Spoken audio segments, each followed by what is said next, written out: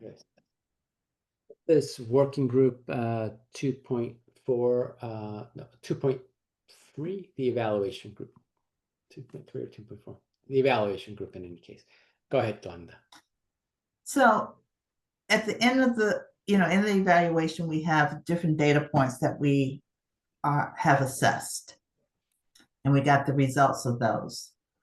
Can we take those points and tie them back to our stakeholders to kind of say, okay, we've gone through, and here's the benefit statement, and then this is the result of what we've done compared to the benefit statement for that stakeholder. So as opposed to just having, here are the evaluations, I think it'll be good if we can also align them to the stakeholders as well. Yeah. Yeah, that'd be good. I think part of the challenge is understanding how each stakeholder views value and how they measure value. Because it can mean very different things, both to the private sector and nonprofit, but within the private sector, even between companies, how they define. We sort of started getting a bit of that into the conference in terms of how people define patient engagement, right? But like there are different ways you could measure that, and which may or may not resonate with other people. So for some people, engagement is the people use the app more often. For others is do they, it's more about medication adherence. Do they follow the medication as prescribed? For a provider,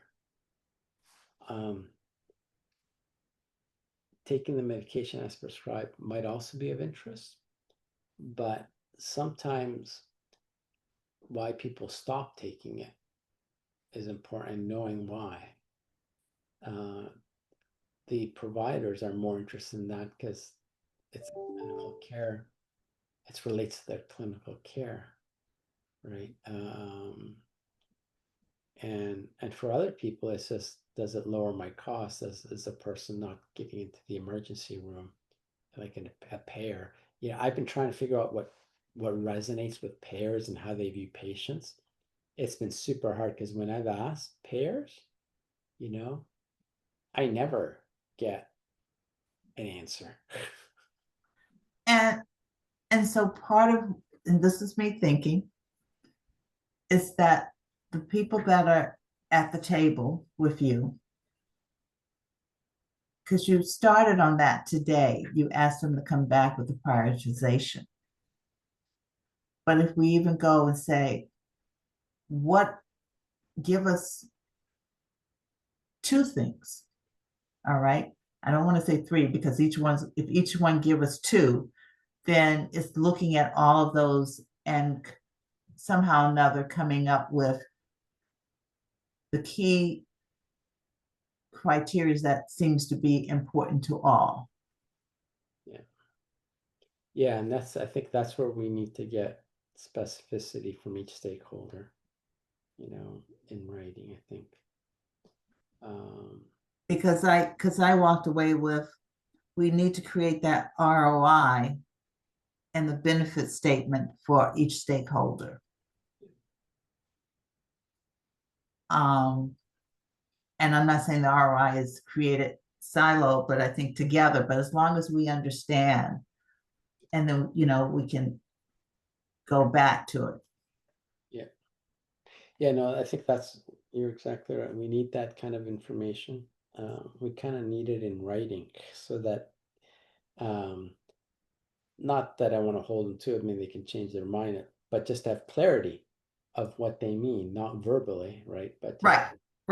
And I mean, so I'm working and creating another group, and I was doing it verbally, and then players start to change. And I'm like, I need something in writing from each group so that if players change, I can always go back to them and say, well, this is why, because, whoever was there before. And I think that's the same thing here, because, the players can change with the companies, but you have, this is where we were, and it just becomes kind of that documentation. Not that it can't change, but it's a documentation as to what was there before and why you were going that way. Right, right. Yeah, I think that's a really important point you raise, and I think we need to just try to get each group to sort of articulate that in more detail. This is a general problem with health IT, in that the ROIs have notoriously not been clearly written at all. And in the conference we're organizing for September on AI, we have been asking people, how do you measure the ROI on your AI investment? We haven't gotten a good answer from anyone on that. And we've been at this for 6 months, like the conference planning committee, reaching out to people. People have sort of thrown AI, like a bunch of dartboards, seeing what sticks and what works. There's a bit of automation in workflow for, forms approval and things like that. But for example, has AI helped discover a new drug faster? Not really. I mean, there's been a few examples where AI has solved some things like protein folding. Yeah. It's a long way from then actually developing the medication, right? So the other one, Yuri, that you had up there was around clinical trials. And I was thinking, I said, this will probably be a good example, not example, but a good process to use in clinical trials. And I come back to your stakeholders at the table do clinical trials. So how can we get them to use this in a clinical trial? Yeah, because I think, the reason I think that might be more valuable than in routine care, is valuable in both, but if the patient stops taking the medications as prescribed in the clinical trial, you won't know the effect of that trial, right? That patient might actually need to drop out because they haven't taken their medication for 2 or 3 weeks, and now will be considered, loss to adherence, right? Or they'll be analyzed with a separate set of patients who didn't take their medication, but you can't, they may not have gotten the full effect of the medication because they just didn't take it for a couple of weeks. Right. But that's, so when I look at the stakeholders and I look at the list, I'm coming back, and it's not that we can't do it with others at the table, but to me, you got a natural audience. Right. And so, if they're not willing to put it at the table, then why? You're investing in it, but why? Yeah. And if you try to find those ROIs published, that's really hard. So I looked at the literature. A lot of industries, don't publish their internal stuff. But even academics have had trouble getting that data and publishing on it. So maybe that's a workshop topic. Yeah, so the conference is on the ROI of AI for R1, right? And maybe you're right. Maybe that final day is to say, you know, what's the You can have a group of people together talking about that. yeah. So, you know, it's interesting within a hospital, and this is probably true at pharma companies, you have your IT group that does infrastructure for the entire company. And then you have research groups who run their own facilities for pilot.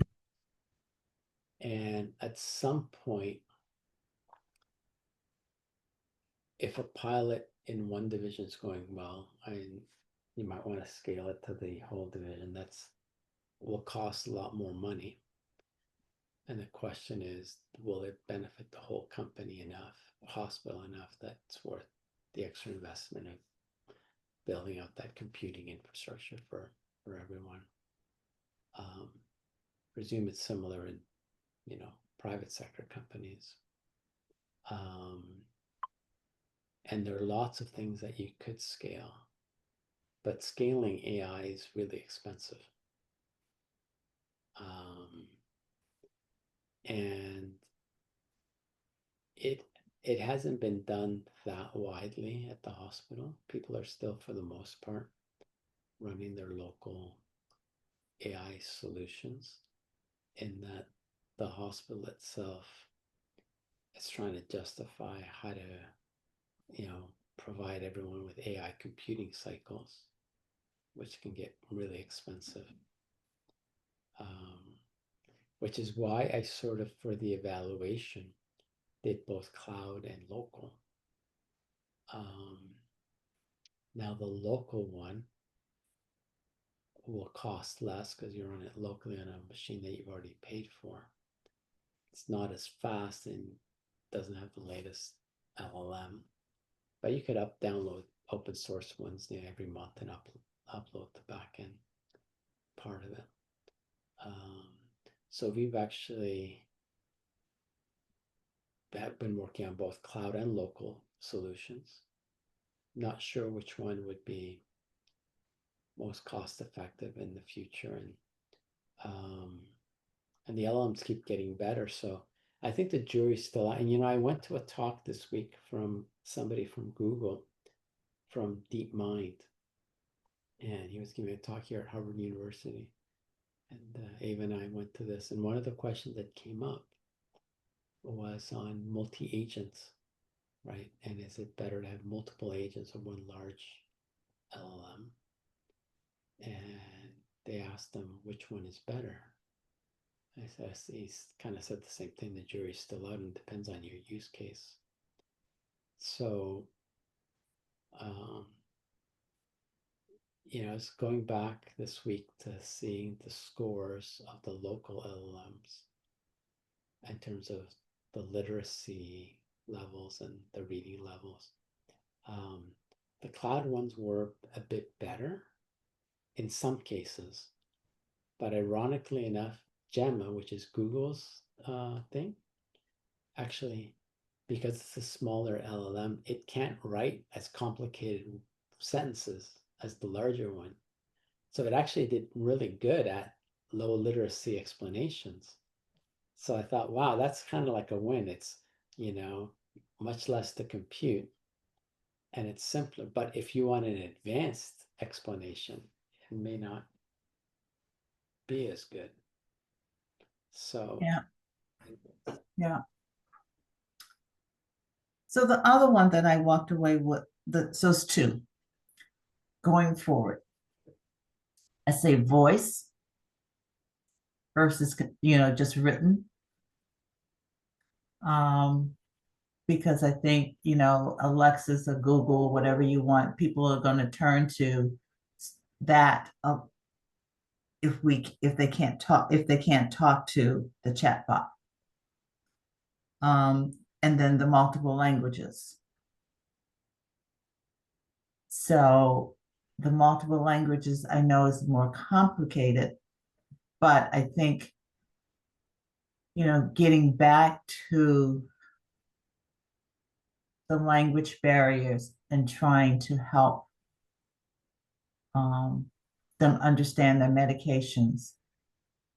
I do see trying to, how do we get the languages, the multiple languages in there? Yeah. So interestingly enough, at least for Spanish and French, almost all the LLMs were able to do that. Now we haven't run the health literacy assessments in the other languages. I saw the Spanish output and it looked reasonably good, which is surprising because 10 years ago translation was really expensive. Like, Right. But we haven't fully tested it out, and so I don't know if start asking more complicated questions whether it's sort of it might be grammatically correct but factually wrong. I don't know. Yeah, no, I understand. So those are my takeaways from the first meeting, bringing it over to here. Yeah. I think voice will be a major modality. I think it'll be the dominant modality going forward. I mean, there is ChatGPT launched a version of something like, it's like Microsoft Office. They're testing it, and they have a spreadsheet, and so it's all voice.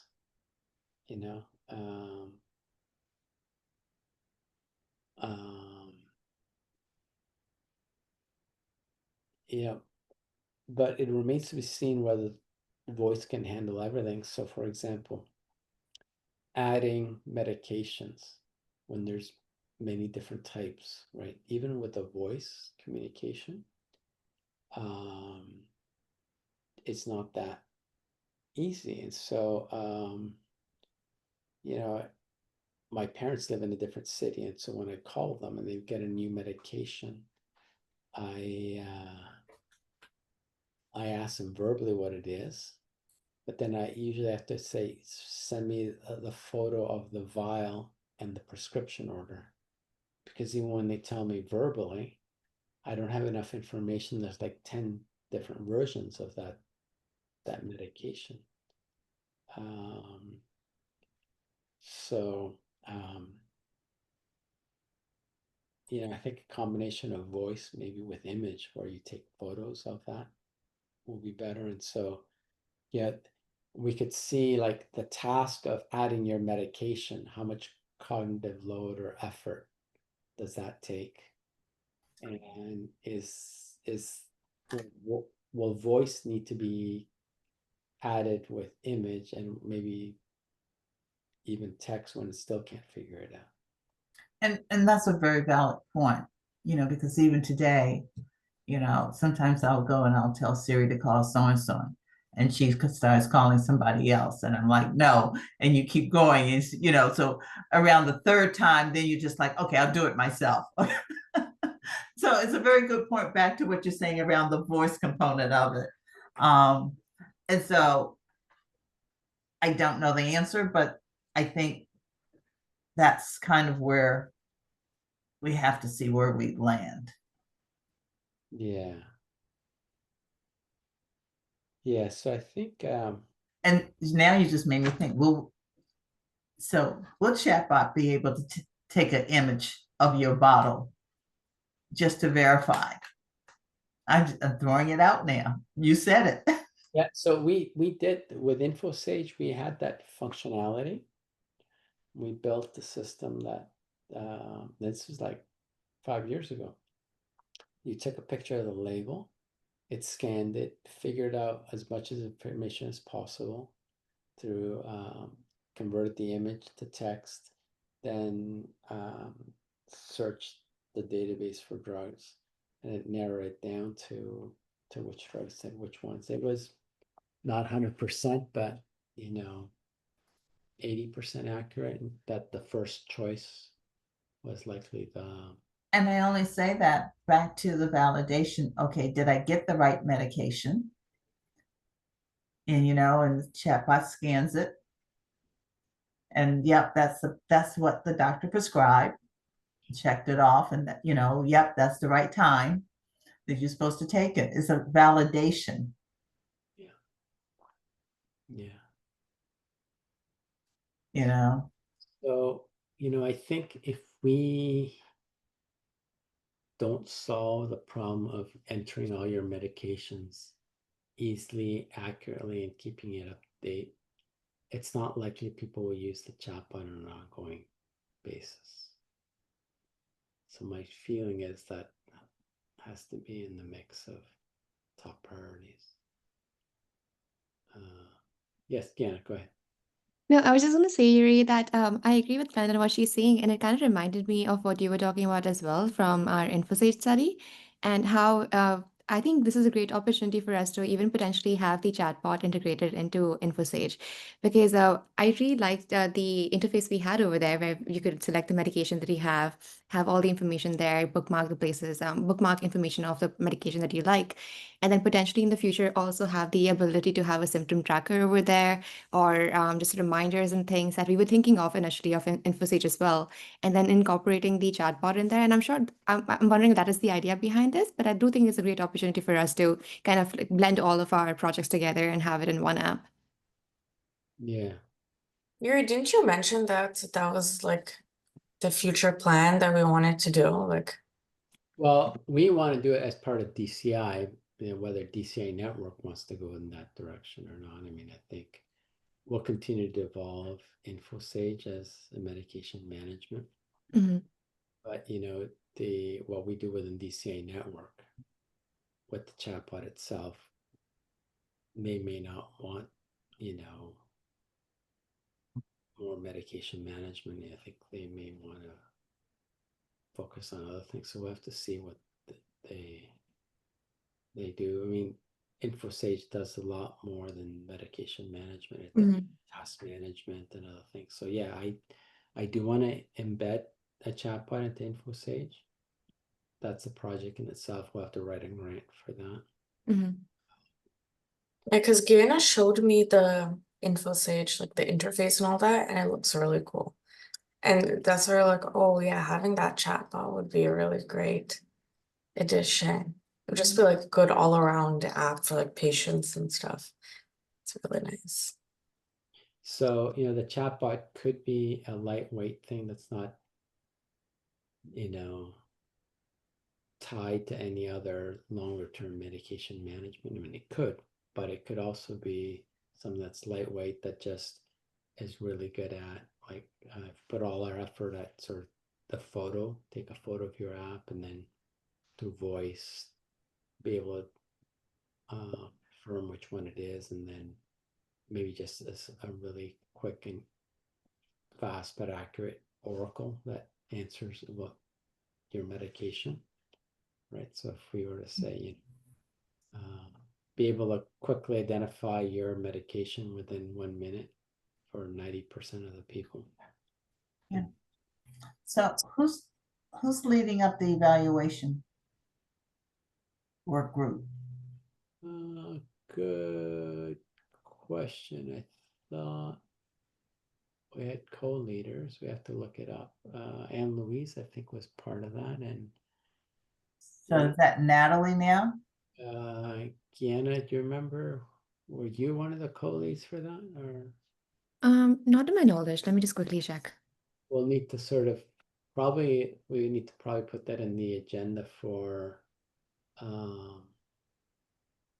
Glenda, do you mean like the lead for like that full working group, or because I know we have subgroups and we have leads for those, but I don't know about if there's like one person that's gonna be moderating the full, like, Yeah, we did want each of the subgroups. yeah.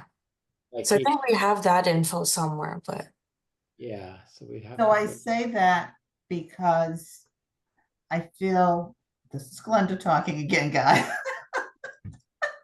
that we need to have one of those two people at the call, Yeah. And that's a little bit the reason why I wanted to have the meeting with David, because I think David and I are supposed to be co-leading the tech group. So, yeah, so I think we've got it more organized for one one The and 1 and 2, yeah, we have those. But I think Glenda was right, like having one of them co-lead like these discussions that we have for the working group meetings. I think that would be helpful, like someone that's also like leading the discussion with you, Yuri, whenever we have the evaluation meetings, so it's like more structured. So maybe, Ava, you should be one of the co-leads with one of the other people in the group, and we can ask for Pfizer. If whoever picks up the Clear AI literacy stuff, if they want to be involved. The other thing is we want to get J&J more involved, and that might be an opportunity for them as well.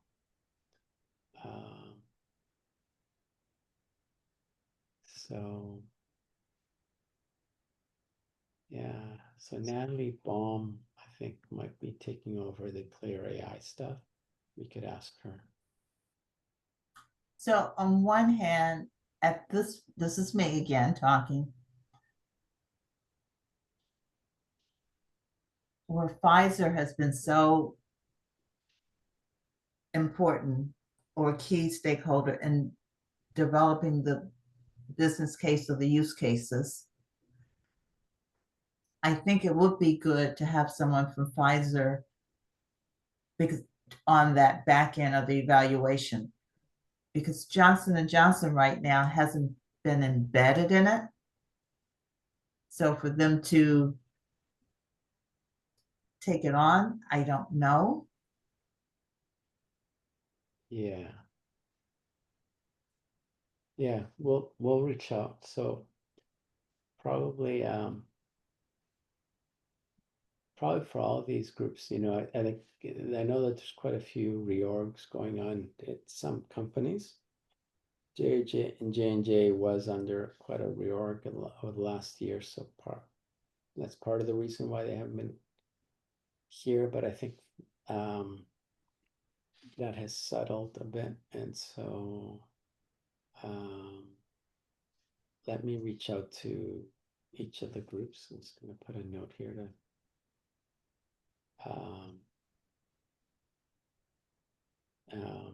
sort of follow up and with each of the companies and see who will be in which groups, and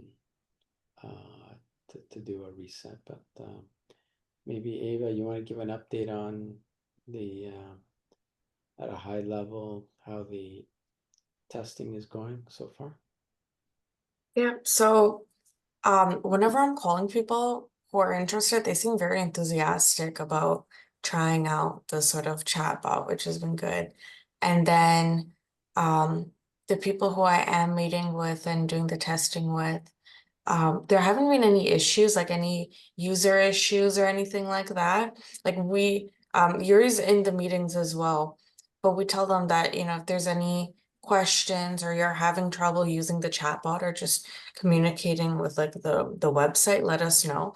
But it seems very user friendly, so everyone's able to just like go off on their own and use it, so they're not like asking us like, oh, how do I do this? So that's a pretty good sign, because if they're able to do it on their own, then it means it's easy to use. And then they are finding like the responses of the chatbot to be pretty useful. So they like that there are some things a chatbot will like directly answer, and then some things like we want to have that level of safety where we don't want the chatbot to say something that might not be safe for them. Like if they say, oh, will insurance cover it? Like there was someone who asked, oh, will insurance cover my medications? And it's like, that's something you should talk to your insurance provider about. Or can I take this over-the-counter medication that's not listed with my prescriptions? That they said it's best to consult your doctor. it's good to take caution when introducing any new medications and things like that. So the answers from the chatbot seem pretty clear, and the participants seem to like communicating with the chatbot, and it seems easy. So far, the testing has been working pretty well. Yeah. I mean, conceptually, I could see this just being really good, but as we all say, is, you know, guardrails and trustworthy, and doesn't want chatbot to create his own personality that it runs away. You know, the long-term memory that the chatbot could have might be really useful. Technically, we have to figure that out. But I think in terms of an evaluation, if we were to do a longer observational period, we would definitely have to figure that out to make sure that anything, all previous conversations were remembered. There is right now a technical limit on the history of those conversations. It's been getting bigger each year. But I run in this all the time when I use my chatbots. It says you're out of memory all the time. And it's getting better, but like you imagine if you were to want to use this for like 2 or 3 years while you're battling cancer or something like that. 2 or 3, what about 10?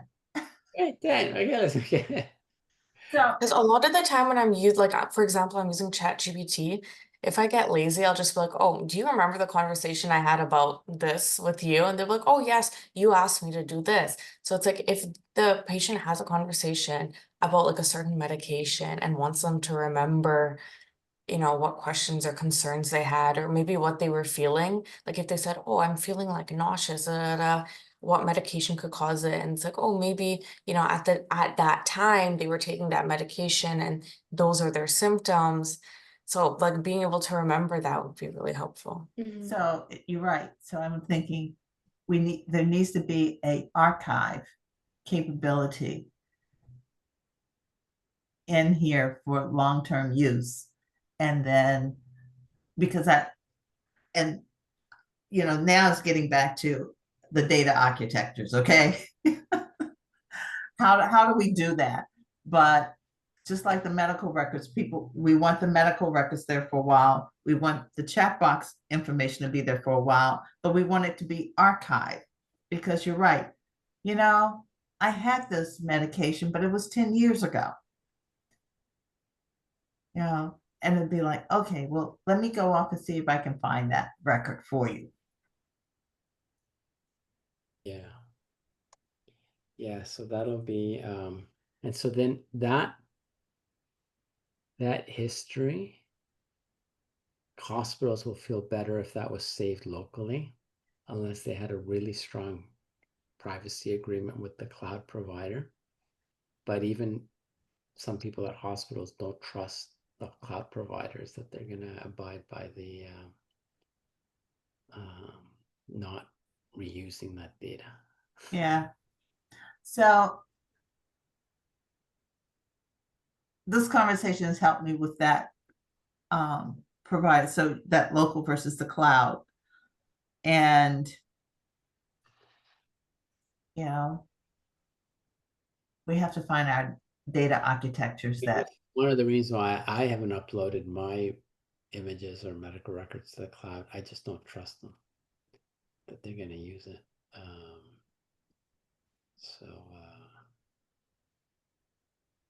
Yeah, there's this big initiative that was announced this week about with the private sector aggregating records, and man, that could go very badly if so if Epic is being used by the hospitals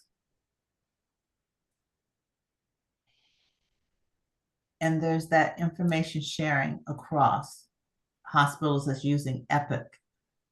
Yes, it's yes and no. I mean, it's sort of there's high level data that's aggregated. There's a system called Cosmos that aggregates data from lots of hospitals. You can It's the identified data, and then you can query. It's not the full medical record, but it's a lot of data, but not all of it. It's de-identified, and hospitals have to, opt in. But it's not the full medical record, and it's de-identified. So if two Epic hospitals want to have a patient that's been transferred, the problem, there is no direct one-on-one transfer of records between one Epic system and another, or any medical record system to any other one. And so people still are printing off stuff and faxing it to each other, which is crazy. Now, what they said, announced this week, was that they were going to insist on full exchange. I don't think it's going to happen, because it costs a lot of money because every implementation of Epic, it can be slightly different. People change some fields, add fields, some don't use certain fields, and so it's not a straightforward import. There are people who can build you ways to import the data at a cost, but this thing that they announced today with the private sector, unless it's funded, it's not going to happen. And even if you say you're going to fund it, hospitals don't have the bandwidth to do it. So the funding would have to be substantial, because then you'd have to hire a whole team of people to work on that. It might happen, but my feeling is it's been tried before, and then people would have to agree. Like even in Massachusetts, the hospitals couldn't agree on a health information exchange, right? We have all the technical know-how how to do it, but it's a question of governance of that data, and they couldn't agree on that. Okay.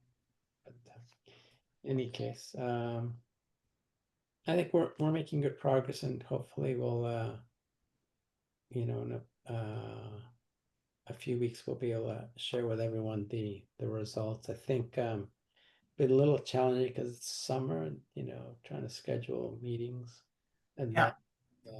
some patients, with good intentions schedule a meeting, but then something comes up and they're at the hospital and they can't meet with us. So there's quite a bit of rescheduling that's going on. But it is what it is. We just, Dave has been calling every day, and we're getting through this. So All right. Well, listen, I'm going to run. You guys, you need anything else from Glenda before I jump off? all right. Thanks so much, Glenda. All right. Take care. All righty. Bye-bye.